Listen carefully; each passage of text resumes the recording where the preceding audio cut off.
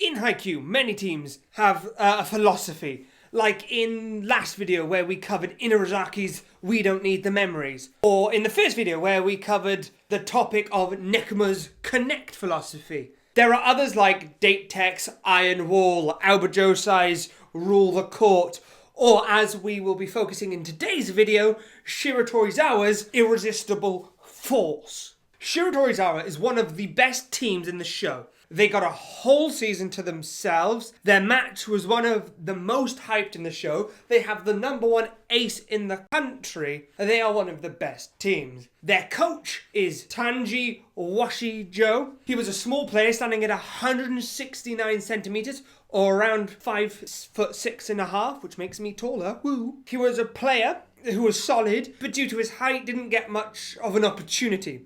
And instead of finding his own way to fight, like Hoshiumi or Hinata, he gave up. As a coach, his philosophy is Irresistible Force, which focuses on height, power, talent, and simplicity. That means we have to look for a player who are, players who are tall, powerful, and talented. I think the best example is the star of the team, the player who Washijo was lucky was the perfect player for him, none other than the #1 ace in the country, Wakatoshi Ushijima. You gotta love Ushijima, man. The reason he has been chosen is, well, he's the perfect player for Washijo. I believe this was stated by Coach Yukai, the current Coach Yukai. Ushijima is 6'2", or 189.5 centimeters tall. On top of that, he has the vertical reach of 345 centimeters. Bearing in mind, Hinata has a vertical reach of 333 centimeters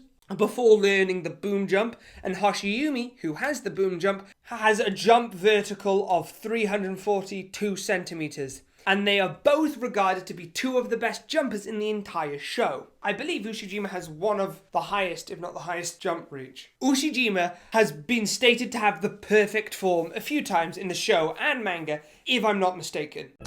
I can't believe I did that. I am so stupid. I don't know what I was thinking. He has the power on top of this to break through blocks. We see this time and time again during the match against Kurosano. In fact, Tsukishima is said to be one of the few, if not the only, to flat out stop. And bearing in mind, that block out of Ushijima was solely because of the setter's mistake, not Ushijima's. Ushijima is also one of the best servers, and quite frankly underrated one at that, due to the spin on the ball. So on top of having height, reach, power, technique, Ushijima is left-handed, which may not seem like much, but in sports it has a huge advantage, and it completely changes the angles and spins on the ball. If you are not used to it, you will completely mess up and take a while to adapt, even if you are a great player. This was best seen with Nishinoya in Season 3. Now, as a former athlete myself, or I say former, I was an athlete for 10 years, from like when I was a child. I always did sports, but I took it seriously from 13 to around 18, 19, when I became ill, and then was unable to do sports until somewhat recently, and even then, one sport and the rest of the week is recovering. Is left-handed people and left-footed people absolutely suck. They are a pain to play against. And when I did football, I was a goalkeeper, they would shoot left and it would just throw you off, even though it was easier than some of the rights in terms of the positioning. Because of the spin and the angle, it just felt awkward. Though I always did like the challenge, and I preferred it to just people who just smash it as if they're trying to break your hands. But it is still a pain to deal with. Ushijima is the top ace in the country, and the perfect fit for this ideology. Someone who scored 40 plus points against Kurosano himself. That is an insane feat. Na festa do fim de semana, só rolê bom. Ela chega e desencana com passo bem show. Na festa do fim de semana, só rolê bom. Ela chega e desencana com passo bem show.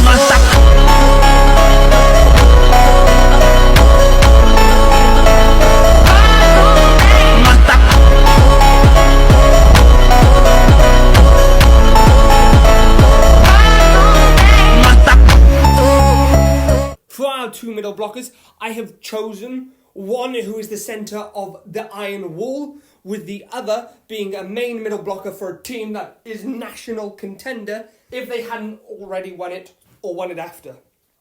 First, I'll start with a fan favourite. Or, well, I'd assume so, since he is one of my favourites, and it's none other than our quiet, lovely, respectful giant, Ione.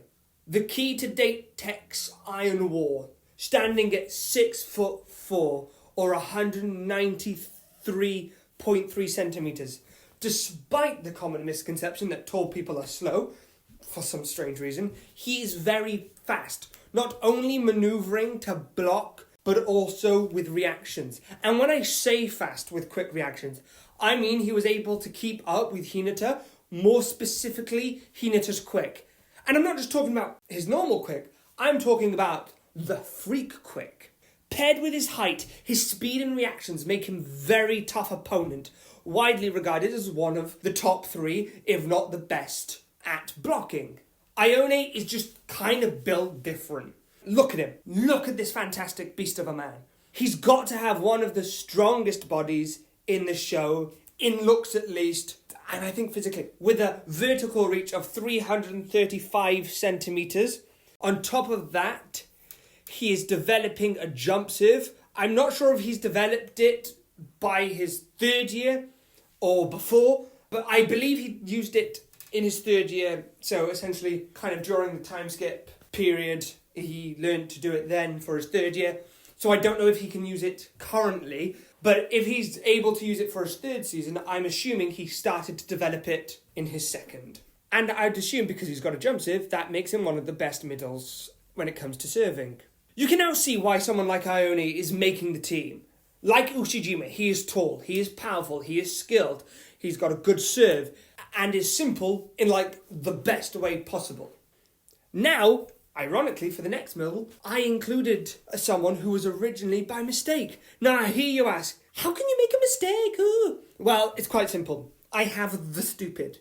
No, but in all seriousness, I was looking at a list of the tallest players, and I saw Onaga, I think, Onega, I think his name is, on the list, standing at an impressive 193 centimetres. That's this guy, by the way, for those of you who don't know. And I saw that he was with Fukurodani, and for some reason, I assumed it was this guy, who is the main middle blocker, and quite frankly, it's the better choice, even if he is 2 inches shorter. So this guy that I actually ended up going with is called Tatsuki Washio, and stands at around 188 centimetres, or 6'1", 8 tall. Washio is undoubtedly Fukurodani's strongest blocker. He is able to get numerous one-touch and stuff blocks on his opponent's spikes. He is able to stay calm and thoughtful, which allows him to not fall for many decoy attempts. Thanks to his raw power, Washio has very impactful spikes that can sometimes get by blockers. Unlike blocking, he does not seem as skilled with spikes, and it's mainly seen performing straight spikes during matches. Aside from the skill level, Washio does have some trouble against blockers like Kuro, who know how to block players in a variety of ways. That is an entire quote I found on the fandom, by the way, which ranks him as an 8 out of 10 for spiking, which baffles me because that doesn't seem like he's an 8 out of 10. So it might be for a middle, he's an 8 out of 10, which makes a bit more sense. Not fully though. Washio has demonstrated that he is able to deliver powerful jump serves that can throw his opponents off balance, if they're able to receive it, that is. I am unsure where he ranks against middles when it comes to jump serves, however, because the fact that he can perform a powerful jump serve shows he has to be amongst one of the top. Though I have a feeling Kuro is above him on that list, and possibly Higurumi. So you can see why I chose these two players. They are top players who would be a nightmare for many teams to come across, with their height and skill, as well as their power. They may not be overly flashy like other middles, like Suna, Tendo, or Hinata. From the last episodes is the best example. They're the best examples of the most flashy players, at least. They can also provide offense due to their serves. Their spikes are more simple, but due to the height and power, they can still be a threat depending on the setter, which we shall get into later.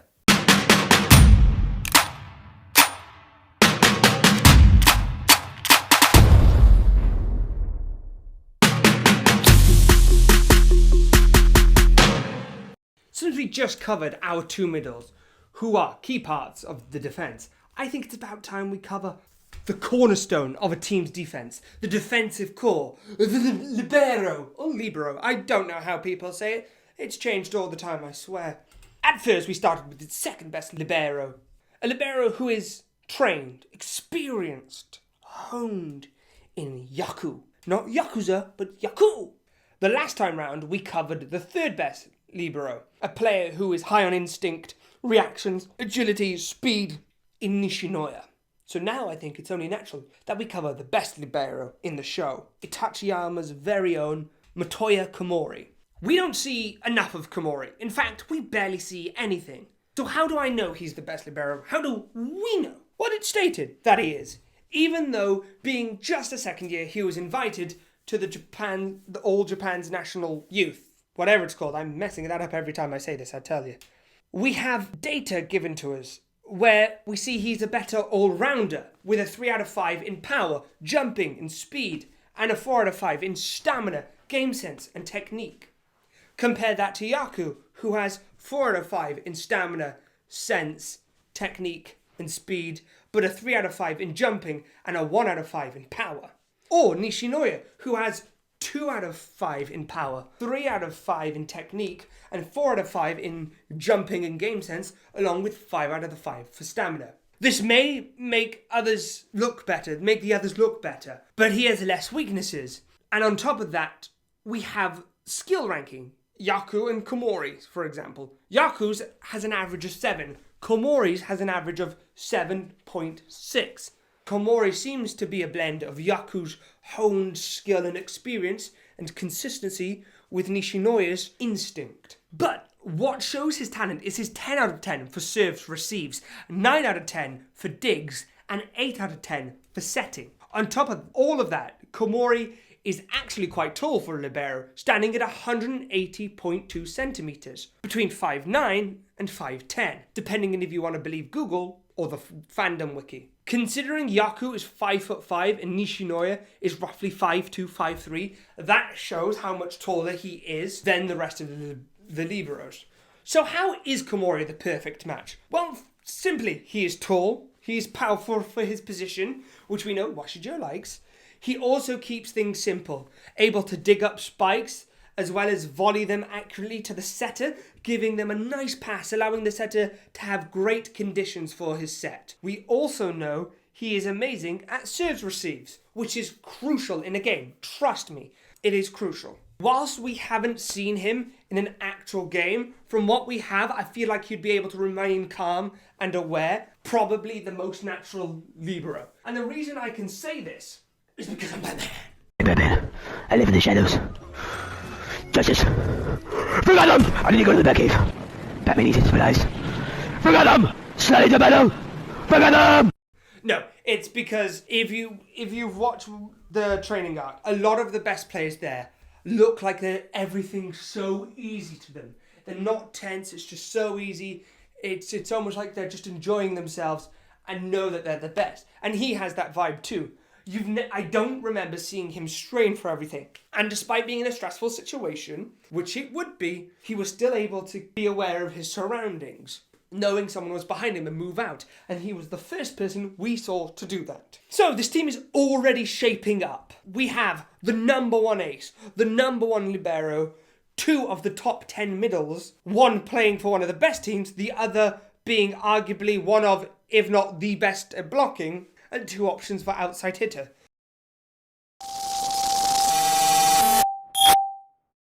So, at first, I had 3 main ideas for outside hitters. Hyakazawa Yudai, Gaio Hakuba, and Teradamori, I think is how you pronounce those names. The latter being really only an option if you wanted to keep everyone in the actual position, since Hakuba is an opposite. But in this, I would have put him wing spiker. I mean, they all make sense, right? 2 of them are giants. Yudai standing at 6'7.5". Gaio stands at 6'8", making them tall, towering over their opposition. And they would definitely fit into this philosophy. But when I was editing the video, it struck me, what about Kiryu? I mean, he's a top 5 ace, being ranked 3rd or 4th, depending on who you ask and when you ask. The truth is, he is third best for the majority of the story. And spoiler alert for anime-only watchers, but during his match against Fukurodani, aka Bokuto's team, Bokuto becomes consistent in that match, which is what was holding him back from being top 3. And it caused him to drop out of the top 3. And by becoming consistent, it makes him top 3 again, overtaking Kiryu, causing Kiryu to drop to 4th, which is still insane, mind you. Kiryu is a third year at Mujinazaki High. He's captain and ace. He is stated to be fairly tall with a muscular build, standing at 6'2" to be precise. In the past, he struggled with feelings of not being able to be dependable ace his team needed. That part of his personality remained unchanged even at high school. When playing against Bokuto, it brought out Kiryu's insecurities. However, he possesses a strong sense of responsibility to his teammates that drives him to improve and overcome heavy pressure. Back in middle school, Kiryu was already a reliable ace, considered the top hitter in the nation, who led his team to second round victory in the National Middle School Athletics Tournament. Due to their similarities in their playstyles, he was compared to Ushijima and said to be a better all-rounder. He was the ranked number 1 ace at the time. However, Ushijima broke through heavy defense constantly, constantly marking him, whereas Kiryu succumbed to the pressure and backed away from the challenge. After their loss, Kiryu was devastated to hear his setter apologizing to him and promised he would hit every toss. It was this that led him to gain the ability to spike any set full force, no matter where the set was or how bad the set was, though this did allow his teammates to slack off, especially those receiving the ball, which was pointed out by Bokuto after their match. I believe the very thing that made him special is the ability to spike from anywhere, but it's also what's holding him back from improving further. But in a team like this that we've been building, this would allow his ability to shine and even develop. As this team, I'm not sure how good it is at receives, but they're obviously, I think they would be better than his team. But this might cause a few bad sets here and there, which would allow him to take full advantage of it. But he's also with one of, if not the most accurate setter, which would of course allow him to develop further. He is ranked 5 out of 5 in power, 4 out of 5 in jumping, stamina and technique, and 3 out of 5 in game sense and speed. Having power of 5 out of 5 shows he's perfect for this team. A team that will thrive with overwhelming power. In terms of skill, it is said that he has a 9 out of 10 for spiking, 8 out of 10 for serving, and serve receptions as well as digs. Lastly, 7 out of 10 for 7 and blocking. Now remember to take some of this with a pinch of salt. I personally think that it means for their position. This is why they are ranked as that, as I stated earlier about the middles. Either way, Kiryu embodies the Shiratorizawa philosophy of sheer force and definitely deserves his position on this team. I mean, how does he not embody it when he hits any set with full force at all times? It was with remembering Kiryu that got me thinking about others. Are there any other characters that I had overlooked or forgotten about? That's when it dawned on me.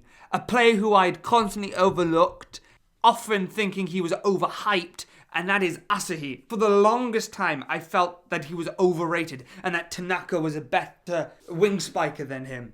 Of course, I've revised that since then, but either way, I was still on the fence about putting him on this team until I remembered that during the match against Kamomedai, he improved drastically and seemingly reached new heights, being able to close the distance to the top 5 aces, yet not reaching them, even if it was only for one game. So that's perfect, right? It's gotta be Asahi. Well, no, since that then reminded me yet again of the top 5 aces.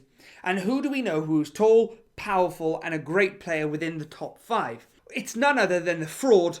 Okay, he's not actually a fraud, but I don't believe he should be in the top 5 ace. He should, in my opinion, Hoshiumi is a better all-rounder, player, ace than Aran. Aran Ojiro should be sitting just outside the top 5, being top 6. He should be 6th. But don't let that fool you. He is still a top quality outside hitter. For those of you who don't know, Aran Ojiro is a third-year student in Inarizaki High, their main wing spiker and top 5 ace, deservedly or not. While Aran is known for being mature and level-headed most of the time, he is shown to occasionally become too fired up when playing in a match, which tends to result in him rushing a play or putting too much power into an attack. He does show that he can quickly calm himself when he is getting too riled up. Similarly to Kiryu, he ranks 5 out of 5 for power, which puts him perfectly into this team. But he's also ranked 4 out of 5 for jumping and stamina, 3 out of 5 for game sense and technique, and 2 out of 5 for speed, which as you can tell lags just behind Kiryu. He has a 9 out of 10 for serve, showing that he's a bit of a service specialist, 10 out of 10 for spiking, which I do call into question as he has not shown that he is the best at spiking, though he is good, great even, or near perfect. But definitely great to elite. He's got 8 out of 10 for blocking, and 7 out of 10 for service receives and digs, with a 6 out of 10 for setting. He is 6 foot tall with a great jump and power, a top spiker and server with a decent all-round play. He is perfect for this team, not just due to his ability on the court, but his willingness to not be the main star. As at Inarizaki, the main star is Atsumu, and just below that is his twin, Osamu. Their egos, especially Atsumu's, along with the ability, makes them dominate and stand out more. And Aaron is willing to not try to overpower that and is content with playing for the team, which is crucial for a team like this. His ability to be willing to receive, as a lot of the time, a lot of the aces tend to focus on just attack. Oh, sorry, I walked away from them. But he focuses mostly, like, for example, Ushijima. He's so overwhelmingly a force for attack that he doesn't focus on defense. Bokuto doesn't really focus on defense. I think the same's for Kiryu. Out of the top 5 aces, it's really only Sakuza that definitely does. But Aaron has the ability to do that as well. So, Hyakuzawa Yudai, Gaio Hakuba, and Teru Domari and Asahi are all good options, for sure. But they pale in comparison to 2 of the top 5 aces. Plus, Yudai and Gaio suit another philosophy better.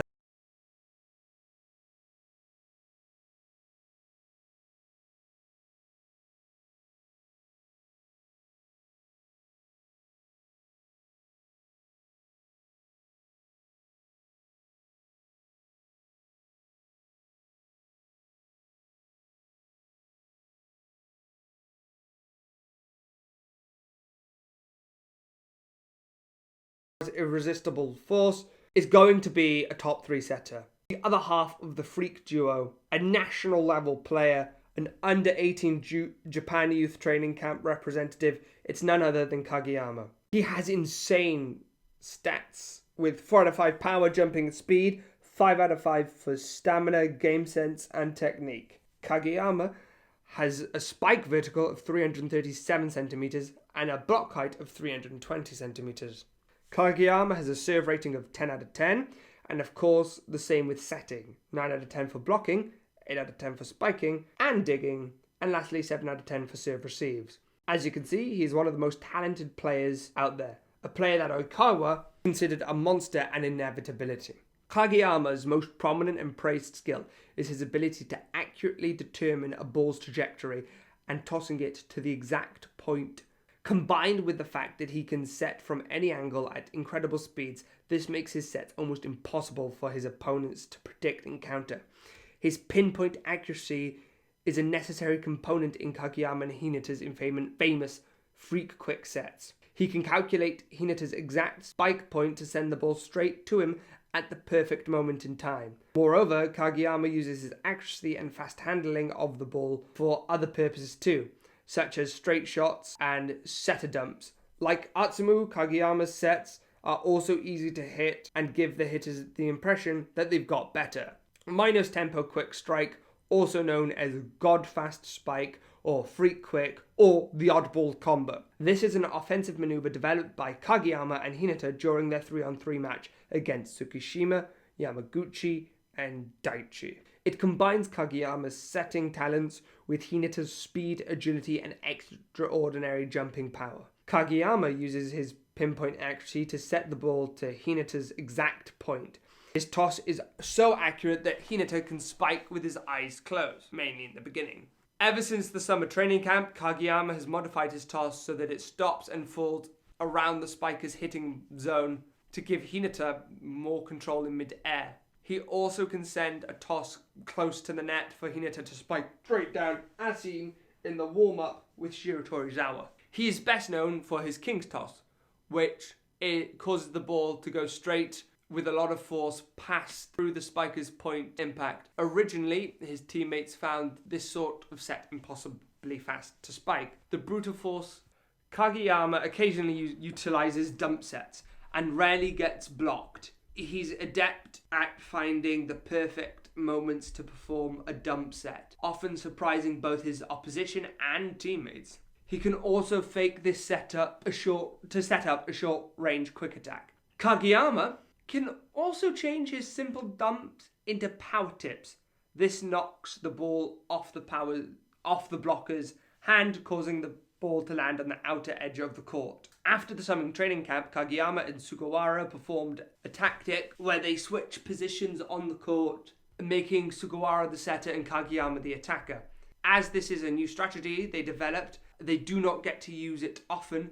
It has great success when used since most opposing players do not expect Kageyama to attack and therefore unable to block him in time. Kageyama has shown the ability to match his spikers to perform a one-person time differential attack. He utilizes this attack with Tsukishima, who delays jumping to throw off the blockers during Karasuno's match against Shiratorizawa. Glance feint, a technique he learned while watching Kenma, Kageyama will look to one side of the court in order to trick opposing blockers that he will set in one direction before setting the opposite direction. Because this is a move he rarely uses, it's very successful when implemented, though it tends to not fool the best of the best. And with all these setting skills, it's no wonder Karasuno was able to beat Shiratorizawa and make it to nationals to then defeat the ultimate challengers in Inarizaki. Now imagine what the likes of Ushijima could achieve with sets on this level. He was able to score 40 points, an insane amount with a good setter. Yeah, but not a setter of this caliber. He would be able to score over half, if not 3/4 of the points per set. Due to his position as a setter, Kageyama does not participate in receives. Despite this, Kageyama is shown to be incredibly defensively skilled and does not have much trouble making receives when needed, even using the back of his forearms to receive one of Ushijima's cross shots. Being one of the taller and physically stronger players on the team at Karasuno, Kageyama is valued player for blocking. Because of his advanced skills, Kageyama knows how to position his arms when blocking to have a better chance to shut down a spike. Similar to other players, Kageyama also demonstrates that he can read what certain players will attempt and move into place to block them. This shows that he can contribute defensively, helping the block, and though not ideal, if needed, he can receive the ball as well. Kageyama has a powerful jump serve that his opponents are wary of. Early on, he hasn't learned how to aim it yet, but during the Shiratorizawa match, he displays the ability to manipulate the power he puts on the serve to catch his opponents off guard by dropping the server shorter than expected, for example. By the time Karasuno reaches national, his jump serves has become a reliable weapon. He is seen scoring many service aces and even adding a side spin to avoid the receivers, becoming seen as a threat from serves. The final team is amazingly filled with 3 of the top 5 aces and many other top players with a top 3 setter, which are all interchangeable for which is the actual best. They have the best libero and 2 of the top 5 middles. So they have Kageyama, the most accurate setter, and top 3. They have Ione, who's the second best blocker, the probably 5th best middle blocker that we know of. Washio, who is 4th best middle blocker, I believe. They have Kiryu, the 4th best ace. Aran, the 5th best ace. Ushijima, the undoubtedly best ace, but also best player. And Komori, the best libero. As you can see, this team is stacked, And out of all the teams we've made, this one has the strongest offense. Or one of, if not the strongest offense. But as you can tell, this team is stacked. Let me know who you would have put in this team instead. Thank you guys for watching. I've been your host, Santan Missos. This has been the Geek Odyssey. Make sure to check out these videos here, where we go over Nekuma's Connect and Inarazaki's We Don't Need the Memories. And please hit that subscribe button. Thank you guys for watching. Peace.